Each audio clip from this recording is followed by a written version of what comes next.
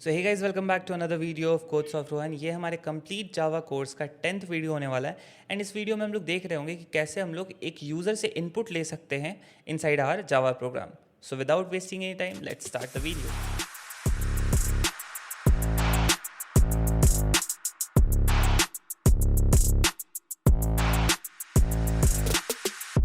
हम आ गए अपने VS कोड में। यहाँ जल्दी से एक फ़ाइल बनाएंगे main.java नाम से। एंड पब्लिक क्लास हमने पहले ही बना के दे दिया है VS कोड ने, thanks to VS code.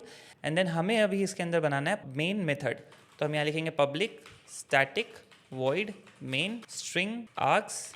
And इसके अंदर हम लोग अपना कोड लिखना स्टार्ट कर सकते हैं। फिलहाल के लिए इस एक्सप्लोरर को बंद कर देंगे थोड़ी देर के लिए। अब हम जो भी यहाँ पे कोड लिखने वाले हैं उसे लिखने से पहले हमें कुछ समझना ज़रूरी है। जैसे मान लो कि कहीं पे एक घर की कंस्ट्रक्शन चल रही है। अब वहाँ पे कुछ कंस्ट्रक्शन वर्कर काम कर रहे होंगे। वो जो कंस्ट्रक्शन वर्कर्स हैं उनके पास कुछ बेसिक टूल पहले से होती है, जैसे कि एक हैमर, जैसे कि छेनी, जैसे कि एक लेवलर, अगर तुमने देखा हो तो ये सब वो बेसिक टूल है जो एक कंस्ट्रक्शन वर्कर के पास होती है। वैसे ही एक जावा के अंदर हमारे पास बेसिक टूल्स होती है, जैसे मेन, स्टैटिक, पब्लिक, क्लास। ये सब कुछ कीवर्ड्स है जो कि बेसिक है, जो हमें जावा खुद से प्रोवाइड कर देती है। बट अब वापस से कंस्ट्रक्शन वाले एग्जाम्पल पे चलते हैं। तो उस घर में एक टाइम के बाद हमें छत बनाने की जरूरत पड़ेगी। उस छत बनाने के लिए हमें मिक्सर्स चाहिए होंगे। छत क्योंकि ऊंचा होता है तो वो जो लिफ्ट लगी होती है जो हमारे मटेरियल को ऊपर तक पहुंचाती है वो चाहिए होगा। तो ये सब स्पेशल इक्विपमेंट्स है जो हमें एक पर्टिकुलर टाइम पे स्पेशली बाहर से या फिर किसी से ऑर्डर पे रेंट आउट करनी पड़ती है। वैसे ही जावा भी कुछ स्पेशल इक्विपमेंट्स हमें प्रोवाइड करती है, जैसे कि स्कैनर।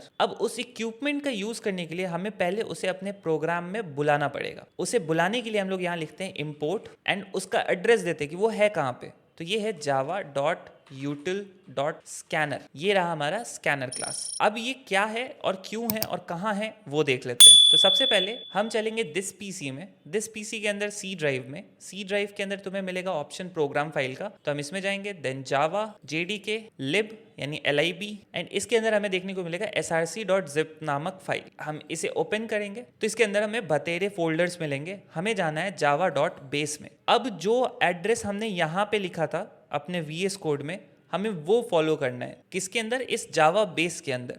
जावा बेस के अंदर हम जाएंगे जावा, उसके अंदर हमने लिखा था यूटिल, तो हम जाएंगे यूटिल में।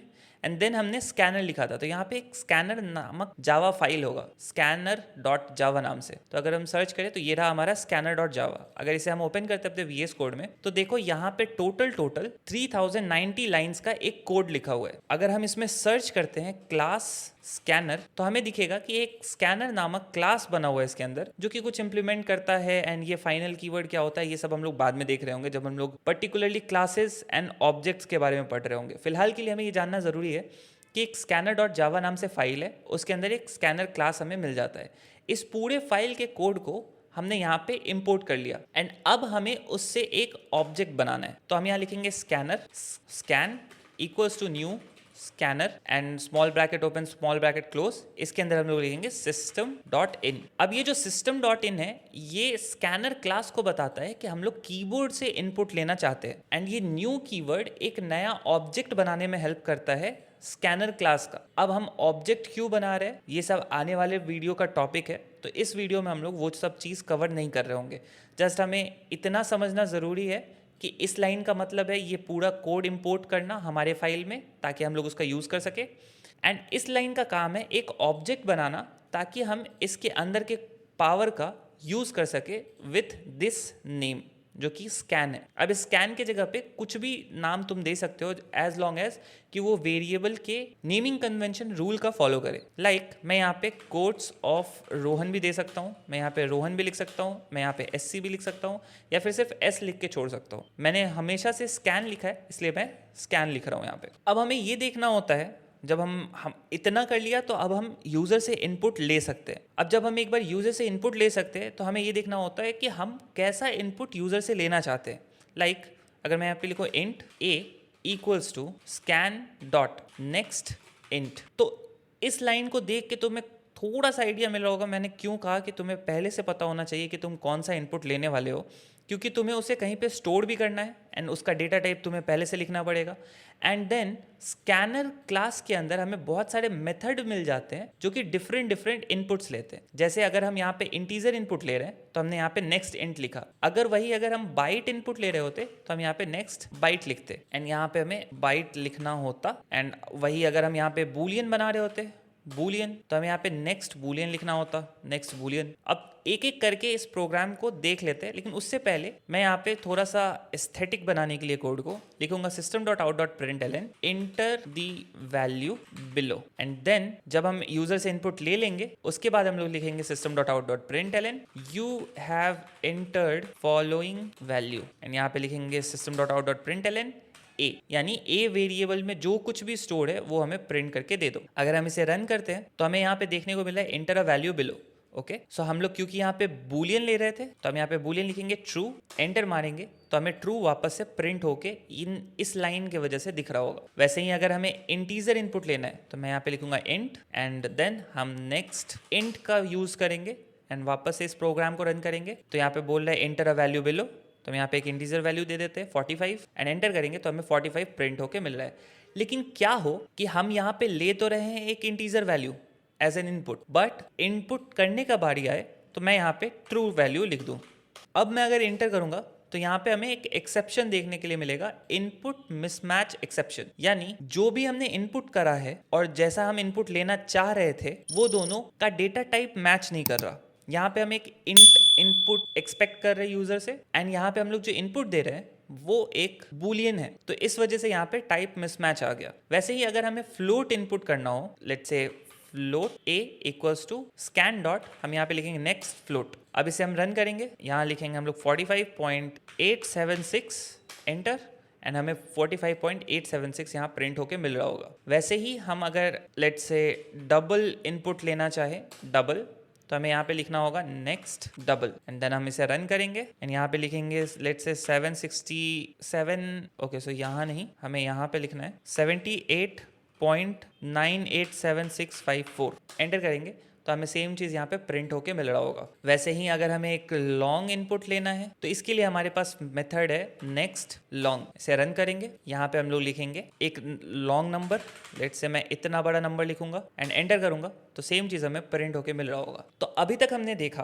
कि इम्पोर्ट java.util.scanner इस पूरे कोड को जो ऑलरेडी जावा ने लिख के हमें प्रोवाइड करा है, अगर हमें यूज करना है तो हम ये लाइन लिखते हैं ताकि ये पूरा का पूरा कोड उठ के हमारे प्रोग्राम फाइल में आ जाए। देन हम उसका एक ऑब्जेक्ट बनाते हैं स्कैन या फिर किसी भी नाम से, जब तक कि वो वेरिएबल के नेमिंग कन्वेंशन रूल को फॉलो कर रहा है। देन उस स्कैन का यूज करके हम कोई भी इनपुट ले सकते हैं। अब क्या जावा में इसका ऑल्टरनेटिव है? हाँ है, हम बफर रीडर का यूज कर सकते हैं, इनपुट स्ट्रीम रीडर का यूज कर सकते हैं, बट उसके लिए हमें एक्स्ट्रा एक्सेप्शन हैंडलिंग का कोड लिखना पड़ता है जो कि थोड़ा सा मेसी एंड टाइम कंज्यूमिंग हो जाता है।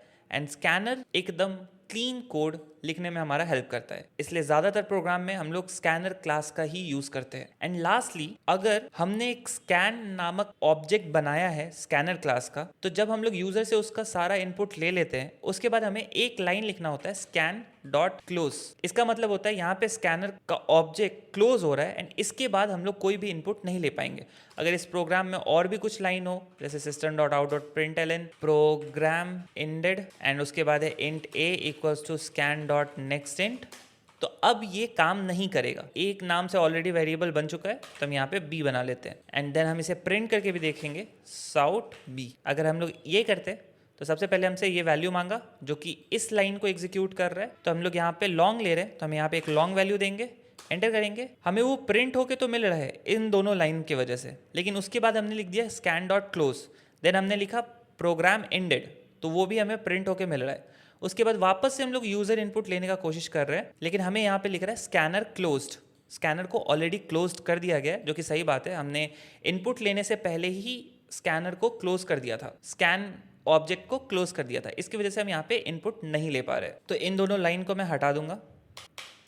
अब just to show you guys कि कैसे ये इनपुट काम करता है, मैं एक काम करूंगा, मैं यहाँ पे इन सारे प्रोग्राम को वापस से हटाऊंगा, लास्ट में मैं जानता हूँ कि स्कैन डॉट क्लोज तो लगाना ही है, तो मैं पहले ही लगा देता हूँ। इसके बीच में हम लोग यूजर से इनपुट ले सकते हैं। तो मैं यहाँ लिखूंगा system dot out dot println enter your name and then मैं लिखूंगा स्ट्रिंग। हाँ, मैं जानता हूँ स्ट्रिंग एक नॉन प्रिमिटिव डेटा टाइप है जिसके बारे में हम लोग आने वाले वीडियो में बात करेंगे, बट अभी हमें एक नाम स्टोर करना है, तो हम स्ट्रिंग का यूज कर सकते हैं just to have a glimpse की कैसे प्रोग्रामिंग काम करता है। सबसे पहले तो स्ट्रिंग लिखेंगे एंड वेरिएबल का नाम लिखेंगे, तो यहाँ पे लिख देते हैं student name equals to scan dot next, एक नेक्स्ट लाइन। अगर हमें एक वर्ड से ज्यादा का इनपुट लेना है तो हम लोग नेक्स्ट लाइन का यूज करते हैं, एंड अगर हमें सिर्फ एक वर्ड का इनपुट लेना है तो हम लोग नेक्स्ट का यूज करते हैं। तो चलो अभी फिलहाल के लिए नेक्स्ट का ही यूज करते हुए आगे बढ़ेंगे एंड देन देखेंगे कि क्या प्रॉब्लम आ रहा है एंड उसे फिक्स करके भी देख रहे होंगे। नेक्स्ट लाइन में मैं लिखूंगा system dot out dot println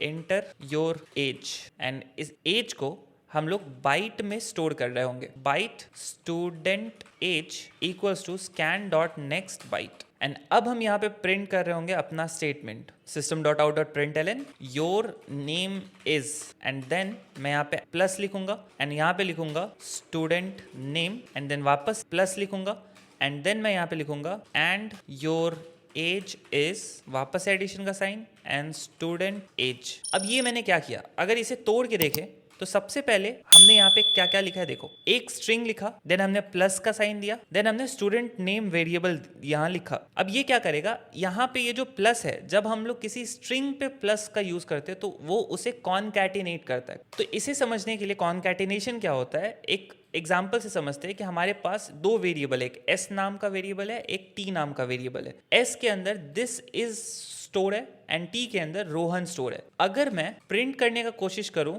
system dot out dot println S plus T, तो यहाँ पे प्रिंट क्या होगा, आउटपुट हमें देखने को मिलेगा दिस इज रोहन। अब देखो यहाँ पे गैप नहीं है, इज और रोहन के बीच में कोई गैप नहीं है, बिकॉज ना यहाँ पे कोई वाइट स्पेस है और ना यहाँ पे कोई वाइट स्पेस है। बट अगर मैं यहाँ पे एक वाइट स्पेस दे दूं तो हमें जो आउटपुट देखने को मिलेगा वो कुछ ऐसा देखने को मिलेगा। तो इसे कहते हैं कॉनकैटिनेट कर देना, यानी दो स्ट्रिंग को जोड़ देना, तो वो कुछ इस तरीके से जुड़ जाता है। उसी का हमने यहाँ पे यूज किया। सबसे पहले लिखा योर नेम इज, देन हमने स्टूडेंट का नाम प्रिंट करने का कोशिश किया, देन हमने उसके आगे वापस से कॉनकैटिनेट करके हमने लिखा age and your age is, and then हमने स्टूडेंट का एज प्रिंट कर दिया। अगर मैं इसे रन करता हूँ तो यहाँ पे मुझसे नेम पूछेगा, तो मैं लिखूंगा रोहन कुमार। ओके, सो यहाँ पे हमें इनपुट में स्मैच देखने को मिल रहा है बिकॉज हमने यहाँ पे बाइट ही लिया है, तो फिर ये एरर क्यों दे रहा है। ओके, सो यहाँ पे हमें नेक्स्ट लाइन ही लिखना पड़ेगा ताकि वो पूरे लाइन को इनपुट ले ले। अगर मैं यहाँ पे अब लिखता हूँ रोहन कुमार, एंटर करूँगा एंड यहाँ पे मैं एज पूछ रहा है मेरा, लेट्स से मेरा एज है 29, मैं एंटर करूँगा। यहाँ पे पूरा लाइन हमें प्रिंट होके मिल रहा है, your name is Rohan Kumar and your age is 29। अब देखते हैं कि अभी थोड़ी देर पहले हमने यहाँ पे नेक्स्ट लिखा था तो हमें एक एरर देखने को मिल रहा था, एंड वो एरर क्या था, यहाँ पे अगर मैं सिर्फ रोहन लिखता हूँ एंड एंटर करता हूँ एंड देन हम अपना एज लिखते हैं 29, एंटर करूँगा तो मुझे मेरा प्रोग्राम सही से रन होके मिल रहा है। बट जैसे ही मैं यहाँ पे रोहन कुमार लिखूंगा, एंटर करूँगा, तो मुझे इनपुट मिसमैच दिख रहा है। ऐसा क्यों? क्योंकि ये दो अलग अलग इनपुट की तरह से ट्रीट कर रहा है, एंड हमारे स्ट्रिंग में जो हमारा स्ट्रिंग है यहाँ पे स्टूडेंट नेम, उसमें तो इसने रोहन सेव कर दिया, एंड ये जो कुमार है वो ट्राई कर रहा है सेव करने का इस बाइट में। इसकी वजह से हमें ये इनपुट मिसमैच एरर देखने को मिला है। अगर तुम्हें ये एरर नहीं समझ में आ रहा हो या फिर तुम्हें ये कॉनकैटिनेशन नहीं समझ में आ रहा हो तो भी चलेगा, जस्ट मुझे तुम्हें एक ग्लिम्स देना था कि इसका यूज हम लोग कैसे कैसे कर सकते हैं। बाकी इस वीडियो का टेकआउट सिर्फ इतना है, अगर तुम्हें समझ में आ रहा है कि इस लाइन का क्या मतलब है, एंड तुम्हें ये समझ में आ रहा है कि स्कैनर का यूज करने के लिए हमें सबसे पहले उसका एक ऑब्जेक्ट बनाना है, जब वो यूज हो जाए तो ये रिकमेंडेड होता है, नेसेसरी नहीं, रिकमेंडेड होता है कि स्कैन डॉट क्लोज लिख दे हम लोग। इतना तुम्हें समझ में आ रहा है। And third and most important thing कि अगर मुझे एक इंट इनपुट लेना है तो मुझे यहाँ स्कैन डॉट नेक्स्ट इंट ही लिखना है, और अगर मैं फ्लोट ले रहा हूँ वैसे ही तो मुझे यहाँ पे नेक्स्ट फ्लोट लिखना है। अगर इतना तुम्हें समझ में आ रहा है तो ये नॉलेज काफ़ी है इस वीडियो में जानने के लिए। बाकी सब जो हमने बात किया वो सिर्फ तुम्हें एक ग्लिम्स देने का कि आगे हम लोग क्या क्या देखने वाले हैं, हम लोग ये भी समझ के देख रहे होंगे, एंड जब हम लोग क्लासेस के बारे में बात करेंगे तो ये लाइन क्या काम कर रहा है वो भी तुम्हें समझ में आ रहा होगा। सो नेक्स्ट वीडियो में हम लोग देख रहे होंगे स्किप सीक्वेंस के बारे में। तो मिलता हूँ तुमसे उस वीडियो में। Till then we are good to go.